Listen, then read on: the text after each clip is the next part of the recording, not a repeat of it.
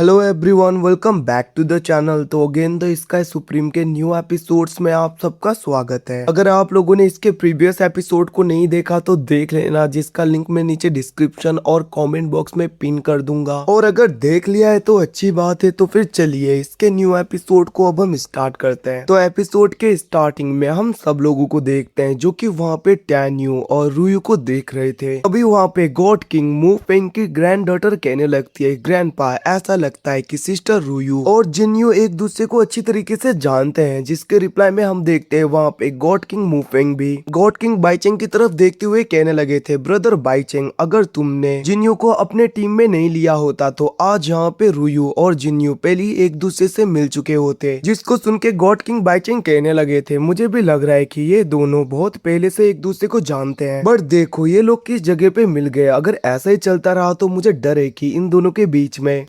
लड़ाई ना हो जाए। जिसको सुन के हम देखते हैं गॉड किंग मूफेंग कहने लगे थे, तुम चिंता मत करो, वैसे भी ब्रदर बाइचेंग मुझे नहीं लगता कि जिन्यू इसके साथ में फाइट करेगा। वैसे भी इन दोनों का बॉन्ड बहुत ही ज्यादा गहरा लगता है। इतना कहते हुए हम देखते हैं वो लोग फिर से रूयू और जिन्यू को देख रहे थे, जहाँ पे हम यूमे को देखते हैं जो कि बहुत ज्यादा गुस्सा हो गया था। और वो कहने लगता है, जिन्यू आखिरकार तुम्हारी इतनी हिम्मत, तुमने मेरे ऊपर हाथ कैसे उठाया। जिसको सुन के हम देखते हैं टैन्यू कहने लगा था, अगर तुम रूयू के पास में भी आए याद रखना अगली बार तुम जिंदा भी नहीं बचोगे। अब इसकी ऐसी बातें सुन के दूसरी तरफ यूमे कहने लगता है, तुम बस अभी थर्ड ट्राइबुलेशन पे हो और तुम्हारी इतनी हिम्मत, तुम मुझसे ऐसे बातें करो। जिसको सुन के टैन्यू कहने लगा था, अगर तुम तीनों भी आना चाहते हो तो आ सकते हो, मैं फाइट करने के लिए तैयार हूँ। जिसको सुन के हम देखते हैं दूसरी तरफ वहाँ पे यूमे काफी ज्यादा गुस्सा हो रहा था। अभी उसके साइड के दोनों बंदे आगे आते हुए कहने लगते हैं, ब्रदर यूमे आपको चिंता करने की जरूरत नहीं, इसके लिए तो हम दोनों ही काफी हैं। अब ये सुन के हम देखते हैं एकदम से यूमे गुस्से में उन दोनों की तरफ देखते हुए कहने लगता है, आखिरकार मैं तुम्हारा ब्रदर कैसे हुआ। याद रखना तुम लोगों ने मेरे रूयू के ऊपर अटैक करने की हिम्मत की है, मैं तुम्हें छोड़ूंगा नहीं। अब ये सुन के दूसरी तरफ वहाँ पे रूयू काफी ज्यादा गुस्सा हो रही थी और वो कहने लगती है, तुमने सुना नहीं यूमे, अगर तुम मेरी रूयू फिर से बोलोगे तो याद रखना मैं तुम्हारा क्या हाल करूंगी।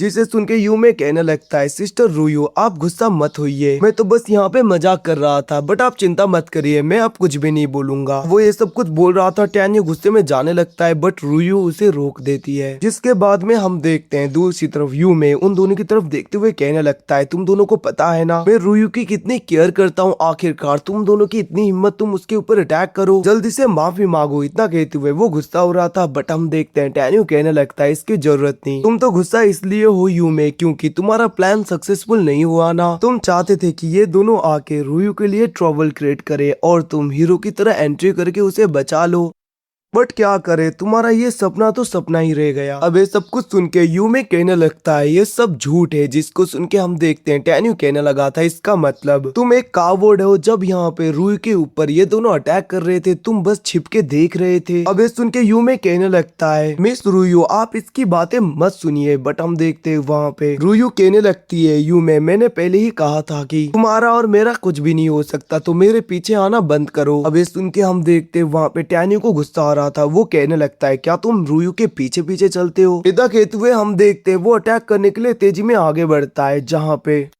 यूमे उसके साथ में फाइट कर रहा था। अब इन दोनों की लड़ाई काफी ज्यादा तगड़ी चलती है। ये सब कुछ देखकर दूसरी तरफ जो दो बंदे थे उनमें से एक बंदा दूसरे बंदे के गाल में खींच के चाटा मारता है, जिसको देखकर वो कहने लगा था, तुम पागल हो गए हो, ये तुम क्या कर रहे हो। जिसके रिप्लाई में हम देखते हैं वो व्हाइट ड्रेस वाला बंदा कहने लगता है, क्या ये सपना नहीं है। इसका मतलब जिन्यू जो कि अभी डिवाइन रिलम के थर्ड ट्राइबुलेशन पे है, वो ब्रदर यूमे को टक्कर दे रहा है जो कि डिवाइन रिलम के 9th ट्राइबुलेशन पे है। आखिरकार ऐसा कैसे हो रहा है। वहीं पे दूसरी तरफ हम टैन्यू को देखते हैं जिसने इसकी बहुत ज्यादा बुरी हालत कर दी थी पीटते पीटते। यहाँ पे वो दोनों उसे संभालने लगते हैं। अब ये सब कुछ देखकर वहाँ पे यूमे गुस्सा हो रहा था। वो कहने लगता है, मैं तुम्हें छोड़ूंगा नहीं। बट हम देखते हैं रेड कपड़े वाला वो बंदा उसे शांत कर देता है और वो दोनों कहने लगे थे, ब्रदर आपको रुकना होगा। वैसे भी अभी यहाँ पे मिस रूयू की एबिलिटी हमें नहीं पता और इवन की ये बंदा भी काफी ज्यादा पावरफुल है। और वहीं पे दूसरी तरफ वो लेडी ल्यू में है, तो हम इन सबको अभी के लिए ऑफेंड नहीं कर सकते। तो गाइज यहाँ पे ज्यादा कंफ्यूज मत होना, इस बंदे का नाम यूमे है और दूसरी तरफ टैन्यू के साथ में जो लेडी है उसका नाम ल्यू में है। अब उन दोनों की बातें सुन के दूसरी तरफ हम देखते हैं यूमे कहने लगा था, सिस्टर ल्यू में जहाँ तक मुझे पता है कि आपकी फैमिली और जैन फैमिली एक दूसरे के साथ में यूनाइट हो रहे हैं ना। आपके सिस्टर और जैन फैमिली के यंग मास्टर के बीच में शादी हो रही है और आपको तो पता ही होगा कि इस जिन्यू ने ही जैन फैमिली के दोनों यंग मास्टर को किल किया था। तो आखिरकार आप यहाँ पे इनसे बदला क्यों नहीं ले रही? जिसको सुन के हम देखते हैं दूसरी तरफ ल्यू में कहने लगती है मुझे क्या करना चाहिए ना करना चाहिए ये तुम मुझे मत सिखाओ। जिसके रिप्लाई में हम देखते हैं वहाँ पे ल्यू में कहने लगा था सिस्टर ल्यू में हमारी फैमिली और जैन फैमिली के बीच में बहुत ही अच्छा रिलेशन है, तो मैं यहाँ पे जैन फैमिली के यंग मास्टर का बदला लेना चाहता हूँ, तो प्लीज आप बीच में इंटरफियर मत करना। इतना कहते हुए वो अपने एनर्जी को रिलीज कर रहा था। दूसरी तरफ हम रुयू को देखते हैं जो कहने लगी थी जहाँ तक मुझे पता है कि तुम सब लोग भी सेलेस्टियल लॉर्ड तियानजुन और सेलेस्टियल लॉर्ड लिंगसिया के बच्चों के बैंक्वेट में जा रहे हो ना, तो याद तो होगा तुम लोगों को अगर लेट हुआ कुछ हुआ तो उसके कॉन्सिक्वेंसेस कितने ज्यादा खतरनाक हो सकते हैं। तो ये सब कुछ टाइम वेस्ट करना छोड़ के हमें होंगमिंग डिवाइन सिटी में जाना चाहिए। अब ये सब कुछ सुन के हम देखते हैं वो दोनों भी कहने लगते हैं ब्रदर यू में आपको शांत होना चाहिए। लेडी रुयू ने ठीक कहा। अब ये सब कुछ सुन के यू में कहने लगता है रुयू तुम मेरे साथ में आ जाओ फिर। बट हम देखते हैं एकदम से रुयू वहाँ पे टैन्यू का हाथ पकड़ते हुए कहने लगी थी ब्रदर यू में मैं तुम्हें बता दूं मैं और जिन्यू ऑलरेडी इंगेज्ड हैं। अब ये सुन के सब शौक हो गए थे। बाहर की तरफ हम गॉड किंग बाइचिंग और मूविंग को देखते हैं जो भी बहुत ज्यादा शौक हो जाते हैं। उनका मुंह तो खुला का खुला रहता है। वहीं पे गॉड किंग मूफिंग की ग्रैंड डॉटर कहने लगती है मैंने सोचा नहीं था कि जिन्यू और सिस्टर रुयू ऑलरेडी इंगेज्ड हैं। इतना कहते हुए वो शौक पड़ रही थी जिसको देखकर ल्यू में की सिस्टर कहने लगती है तुम अभी छोटी बच्ची हो तुम्हें कुछ भी नहीं पता। अगर एंगेजमेंट हो गया तो क्या ही फर्क पड़ता है, उसके बाद में भी शादी करने के लिए बहुत ज्यादा फॉर्मेलिटीज होती हैं जिनको कंप्लीट करने के बाद में ही दो लोग एक होते हैं। जिसको सुन के हम देखते हैं दूसरी तरफ गॉड किंग मूफिंग की ग्रैंड डॉटर कहने लगती है तुम तो बहुत ज्यादा बातें कर रही हो, तुम्हें ये भूलना नहीं चाहिए अगर तुम्हारी सिस्टर ने टैन्यू के आगे भीख नहीं मांगा होता तो आज यहाँ पे तुम्हारा फ्यून से कब का खत्म हो चुका होता। अब ये सुन के उसे गुस्सा आ रहा था बट उसके फादर उसे रोक देते हैं। वहीं पे हम दोनों गॉड किंग को देखते हैं जहाँ पे गॉड किंग मूफिंग कहने लगे थे ब्रदर बाइचिंग अगर हम इन दोनों को अलग करेंगे तो हमें पाप लगेगा। जिसको सुन के हम देखते हैं वहाँ पे बाइचिंग कहने लगे थे अब रुयू झूठ बोल रही है या सच ये तो आगे ही पता चलेगा। इतना कहते हुए हम देखते हैं फिर से वो लोग आगे देख रहे थे और वहीं पे यू में कहने लगता है सिस्टर रुयू आप बोल दो कि ये मजाक था, बस आप चाहती हो कि मैं आपसे दूर हो जाऊं। जिसको सुन के हम देखते वहाँ पे रुयू एकदम से टैन्यू से चिपक गई थी और वो कहने लगती है तुम मानो या ना मानो बट हम ऑलरेडी इंगेज्ड हैं। वे सुन के हम देखते हैं उसे बहुत ज्यादा बुरा लग रहा था यूमे को। वहीं पे टैन्यू भी कहने लगता है अब यहाँ से निकल जाओ वरना तुम्हारे साथ में बहुत बुरा होगा। जिसे सुन के उसे तो गुस्सा आ रहा था बट उसके दोनों साथी उसे ले जाने लगते हैं जहाँ पे यूमे कहने लगता है जिन्यू याद रखना यहाँ से जाने के बाद में अच्छी तरीके से छिप जाना क्योंकि अगर तुम मुझे मिले तो मैं तुम्हें जिंदा नहीं छोड़ूंगा। इतना कहते हुए वो लोग गुस्से में चले गए थे। वहीं पे दूसरी तरफ ये सब कुछ देखकर गॉड किंग मूविंग और गॉड किंग बाइचिंग एक दूसरे की तरफ देख रहे थे जहाँ पे मूविंग कहने लगते हैं ब्रदर बाइचिंग क्यों ना तुम अपनी गलती को सुधारो और ये लोग जैसे वापस आते हैं जिन्यू को मेरे पास में भेज देना ताकि वो रुयू के साथ में शादी करके आराम से रह पाए। ये बहुत ही अच्छी बात होगी। जिसको सुन के हम देखते हैं दूसरी तरफ वहाँ पे गॉड किंग बाइचिंग कहने लगते हैं ब्रदर मूविंग ये थोड़ा सा चेंज होना चाहिए। वैसे भी हस्बैंड जहाँ पे होता है वाइफ भी उसी के साथ में रहती है तो नेचुरली अगर रुयू की शादी होगी तो वो जिन्यू के पास में ही आएगी। इसका मतलब वो मेरे भाई फैमिली के पास में आएगी। अबे सुन के हम देखते हैं वो दोनों एक दूसरे के मुंह को देख रहे थे जहाँ पे गॉड किंग मूविंग कहने लगते हैं क्यों ना ब्रदर बाइचिंग ये सब कुछ हम इन दोनों को ही छोड़ दें, ये लोग ही डिसाइड करेंगे ये लोग कहाँ पे जाएंगे। अब वो लोग ऐसी बातें कर रहे थे तभी हम देखते हैं वहाँ पे 3 और गॉड किंग आ जाते हैं जो की ग्रीट करते हुए दोनों सेलेस्टियल लॉर्ड को इज्जत दे रहे थे। जहाँ पे यूमे का फादर एकदम से आगे आते हुए कहने लगता है ब्रदर मूविंग अभी मैंने आपकी सारी बातें सुनी कि आप कैसे रुयू की शादी इस लड़के जिन्यू के साथ में करना चाहते हो बट आपको भी पता है कि मेरा सन यू में कितना ज्यादा रुयू को पसंद करता है फिर भी आप इस 2 कौड़ी के बाय आर्मी के एक सोल्जर के साथ में उसकी शादी करवाना चाहते हो। अब उसकी ऐसी बातें सुन के वो दोनों हंसने लगे थे और हम देखते वहाँ पे गॉड किंग मूविंग कहने लगते हैं ब्रदर ऐसा लग रहा है कि तुम्हें ज्यादा कुछ नहीं पता तो ना मैं तुम्हें शॉर्टली बता दूं यहाँ पे जिसे तुम एक लो ग्रेड का सोल्जर बोल रहे हो जिन्यू उसी ने यहाँ पे दूसरे